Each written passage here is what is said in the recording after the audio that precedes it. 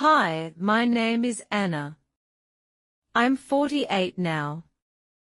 I never thought I'd be sharing this part of my life publicly, but maybe someone out there needs to hear it. Years ago, I met someone. His name was David. He wasn't a prince or some dream guy, but he made me smile in ways I'd never smiled before. We met randomly at a local bookstore cafe. He noticed I was reading a novel he loved and we just clicked. We started seeing each other. Slowly, coffee dates turned into long walks, and those walks turned into love. A year later, we were married.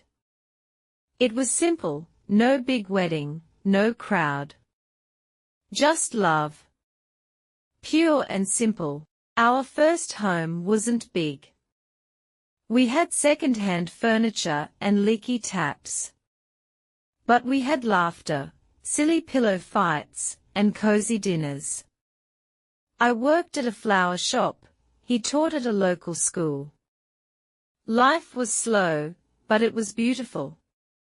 Then came the best part of our lives. Our two little girls, Lily and Mia. David would hold them close and say, "They are the best thing we ever did." He was a doting dad, always present, always involved.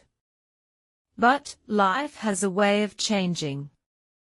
As years passed, so did our conversations. David got a better job in the city. Longer hours, fewer dinners together. His phone became his shield. His eyes stopped meeting mine. And my heart, it noticed. One day, he said he had to travel for work. He left for 3 days. When he returned, something in him felt distant. Like he had come back, but a part of him hadn't. A week later, a friend showed me a photo. David, holding hands with someone else. Smiling the way he used to smile at me. When I confronted him, he didn't deny it. He simply said, "I've fallen for her." And just like that, 15 years of love, marriage, and memories shattered. He left.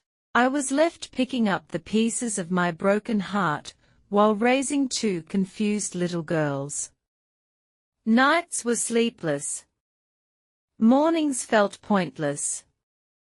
I started doubting myself. Was I not enough? Was I too boring? Too old? But one day, something changed. A friend dragged me to a children's hospital where she volunteered. There, I met kids battling cancer, smiling with hope.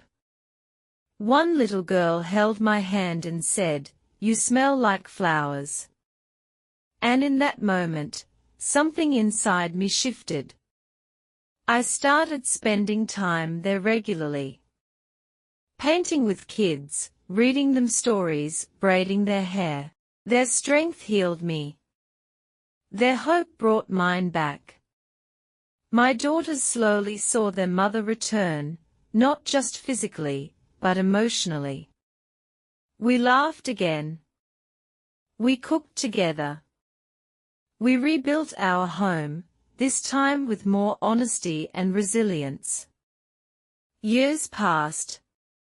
Then, one Sunday afternoon, I heard a knock. It was David. He looked tired, older, lost. He said, "I made a terrible mistake. She wasn't who I thought she was.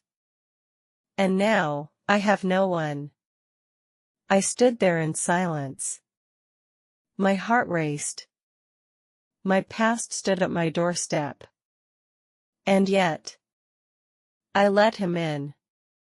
Not because I had forgotten the pain, but because I had healed from it. He didn't ask to stay, but I offered him the guest room. Days passed, and he quietly helped around the house. Fixed the door. Painted the wall. Watered the plants.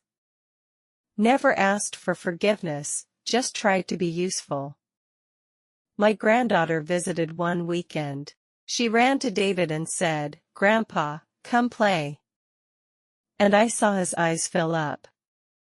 Later, he whispered, "Thank you for not shutting the door." Forgiveness doesn't happen overnight. Trust takes time to rebuild. And some wounds never fully fade. But healing? Healing is possible. Not because someone deserves it, but because you deserve peace.